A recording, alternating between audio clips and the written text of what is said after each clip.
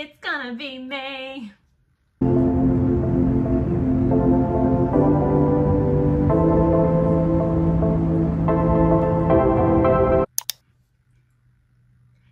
Insane that it's already May.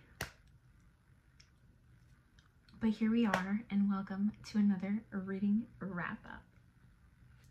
All right, let's do this thing. This shelf looks so empty because these are all the books that I read in April. Go there, but now they're next to me. So you can tell I read a lot. It's a lot of empty space. I read a total of, I didn't count it before I said that sentence. I lied, I did count it. I don't know why I thought I didn't. Anyways, I read 14 books in the month of April. And I did not DNF any books. Surprisingly, I had one that I wish I DNF'd. I am proud of this haul, but I was hoping to have finished my physical TBR by June because I want to buy more for my birthday. However, that did not happen, so we're gonna get our behind in action in May. Anyways, let's talk about the 14 books I read in April. All right, so on April 1st, I started off strong with Percy Jackson and the Lightning Thief, and I'm gonna kind of squish these 4 books together. I read the first 4 books in the series. This is about a kid named Percy Jackson who finds out that he is a demigod, which basically means that he's half god and half human. And he gets attacked by some monsters that are part of like Greek mythology, and then consequently whisked away to Camp Half-Blood, and then sent on a quest to help the gods of Olympus. That's why the series is called Percy Jackson and the Olympians. That's as much as I can say, I think, but I did record all my thoughts, so get excited for Percy Jackson reading blog real soon. Just to give you a quick overview of my thoughts, I gave the first book 4 stars, and then like all the other 3 consequently 3 stars. Although it's more like a 3.5. Like, I had a really good time with these. I think they're cute. I like the way that they integrate the Greek mythology. They're kind of funny, and I think it's really fun when like you get these like characters who don't actually have names, or like they have like fake names and initials, something like that, and you kind of like are guessing based on their story like which Greek character it is. And that's just fun to me, I guess, because I read a lot of Greek mythology. Literally have like all of this is my Greek mythology shelf, and I can't wait to continue growing it. Anyways, so I love the Greek mythology vibes. I just think that these books got kind of formulaic, where you can kind of guess the general like outline of what's gonna happen in the book. So that's why I guess it wasn't as exciting. Either way, still had fun. I love these books and I love these editions. Can we just talk about this map of Camp Half-Blood? That's the first 4 books. I read The Witch Hunt. This is the second book to the Witch Trials. I reread this because I, for the life of me, could not remember ever having read this book. And I know I read it because I buddy read it with my friend, but I just didn't remember anything. Anyways, I have realized that I never enjoy a book the second time as much as I did the first. So I think my rating went down to a 2 stars, unfortunately. But it was a quick read. I'll tell you what the first book is about. Essentially, a girl is kind of like has an unpleasant encounter with her employer and discovers that she has magical powers and is a witch, and gets whisked away to a witch school disguised as a sanatorium. This one takes place a couple of years after the events of the first book. Overall, I do highly recommend this series though. Like, it was good. All right, another series that I'm gonna lump together. So then I read the rest of the Maze Runner series, just the initial trilogy. So I read the Maze Runner last month. I finished the Scorched Trials and the Death Cure this month. I gave both of these 3 stars. I think they were good. They just weren't as thrilling as the first book. It didn't have that like my heart is racing really fast feeling, and I think that's why I ended up giving these 3 stars, because it just didn't compare to the first one. But I did watch the movies and they're phenomenal. Like, one of the rare moments that I will say that the movies were better than the books. I mean, the first book was really good and the movie was really good. I would say those are 2 evenly matched, but the movies to these 2, top tier. And I just realized I forgot to tell you what the Maze Runner is about. So the Maze Runner essentially is about a guy named Thomas who wakes up with no memories of his life. He only knows his name, and he has been dumped in the middle of a maze, and there's like a little community of boys there living in what they call the glaze. And the glaze is in the middle of the maze, and then they every day go out into the maze to try to figure out how to get out of there. But there are like giant creatures and a bunch of dangers in the mazes, like at night, and even just in general. So it's kind of like their way of fighting their way out. That's all I will say. The rest of the 2 books kind of follow some bigger world issues that are going on and that develop throughout the first book, so I don't want to ruin it, but I loved this series and I'm really glad that I read them. Knight's Edge by Liz Karen. Remember when I was subbing a book? This is the book I was subbing. So I DNF'd this book in March, and then I was so close to the end that I figured, let me just finish it. So I finished it in April. This book is about a girl whose mom turns into a Sarah. She gets the Saratoga disease, which is basically a disease that kind of makes you a vampire. So she is undead, needs to feed on blood, and this main character and her mom, it's crazy how you forget the characters' names right away, but it's Mia, I believe. So Mia and her mom are kind of like locked up at home. They barely go out. Her mom is not able to withstand being in the sun, so she kind of has to provide for the family, and she meets a girl named Jade, I believe, I hope, and Jade kind of stirs up a little bit of trouble in her, you know, established way of life. And I would say that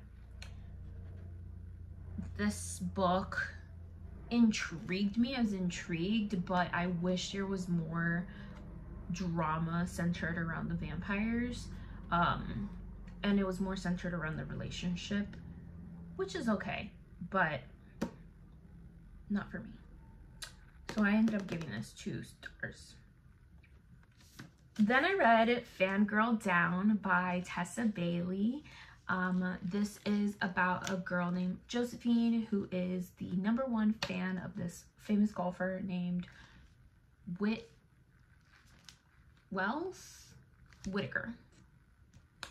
And essentially, why am I forgetting what this book is about? Oh. Wells is kind of like down on his luck and he's not doing so well, and she's kind of like the last fan that he has left. So he kind of takes her on to help with a disaster that she had at her family business, and in turn she is working with him and trying to get him to get his like golf groove back, and then they fall into this into love, I guess. It's a romance book, so like, can you really ruin it? We know what's gonna happen. Yeah, I gave this book 3 stars. I don't have any strong opinions about this book. I'm not a huge fan of Tessa Bailey. Like, I've DNF'd every other Tessa Bailey book that I've read, but I was able to get through this one, so that's good. I don't know why I'm like blanking on thoughts about this book. I just like, I didn't feel strongly about anything. It was a little bit frustrating that the relationship was very like physical. That's one of the things that kind of frustrates me sometimes about romances, because it makes it a little bit harder to make the like attraction believable when they're having such strong like physical thoughts. Other than that though, it was kind of cute. I'm glad I read it. Half Sick of Shadows by Laura Sebastian. Again, another reread. I read this like 3 years ago when I first got back into reading during the pandemic. Anyways, this is when I first like had signed up for Book of the Month, which I'm really glad that I did, because these are the types of books that got me out of my reading like bubble. I was only reading a certain genre, and this got me out of it. Half Sick of Shadows is a feminist retelling of Sir Arthur and the Knights of the Round Table, like the story with Lancelot. Arthur is the knight that pulls the sword out of the rock, but there's a lot of things that happen, and this kind of takes the perspective of Elaine of Shalott, who is a seer. She sees the future, and just, it's beautifully written. I love the focus on like the fae and the magic, which I don't think is a huge part of like the original Arthur story, but it's definitely a huge part of this one, and how people who have magic are feared because we don't understand it. And there's a lot of just talk about how Elaine and women in general like have such a big part in these stories. Like, it's not necessarily like fully talked about here, but it just goes to show like how she had such a big part of that story, but because it's told through the perspective of the man, you know, that part is kind of downplayed. And at the end of the day, we're all the main character of our own story, right? So she's the main character here. Anyways, I gave this 4 stars. I loved it. I thought it was such a good plot. I loved the little romance that Elaine had budding, and all of the conflict. Amazing. Next, Hollowpox by Jessica Townsend. This is the 3rd book in the Nevermore series, which is about a girl named Morgan Crow who was born on the unluckiest day of the year, so people tend to blame unlucky things that happen to them on her. And basically, she gets whisked away by this guy named Juniper North and starts some trials to get into a secret society. And then I don't, like, that's what Nevermore is about. I don't want to say what this one's about because it will kind of ruin some of the reveals in the 1st book, but I really enjoyed this. I had a good time. I thought it was like cute, but the other 2 books were funny. I didn't think this book was funny at all, actually. Which is kind of sad, but Silverborn, which is the 4th book, is coming out this year, so I thought I would give the series a little bit of a finish, you know? It was fun, it was cute. I gave it 3 stars. This book, Magnolia Parks by Jessa Hastings. I'm not going to tell you what this book is about, and I'm not going to go like too into it. I do have an entire vlog where I let out all my thoughts on this, spoiler free. So I will link that up here. But I gave this book 5 stars. I think about it constantly, and I wish I wasn't going through my physical TBR right now because I'm dying to read the next book. Even though I heard that Daisy hates, like, people don't enjoy it as much as they enjoy the Magnolia Park storyline, but I'm just like crazed to get back into this world, so we'll see. Although I did hear, I've heard conflicting rumors, but I heard a rumor that you can just skip the Daisy hates and go straight into the next Magnolia Parks one. Let me know if you've read these, let me know. But this book literally made me cry. It was great. I love it. Then I don't have it physically, but I borrowed from Libby and read The Fine Print by Lauren Asher. This is the first book in the Dreamland Billionaire series. It's about a guy named Rowan who essentially he needs to his grandfather passed away, and he's trying to inherit his part of the fortune, and in order to do that he needs to accomplish something at Dreamland, which is a theme park that his grandfather owned, and he has to find a way to like increase the profits and make it better, but it's hard for him because like the park is already so successful and already making so much money. So how do you make something that's already so great like even better?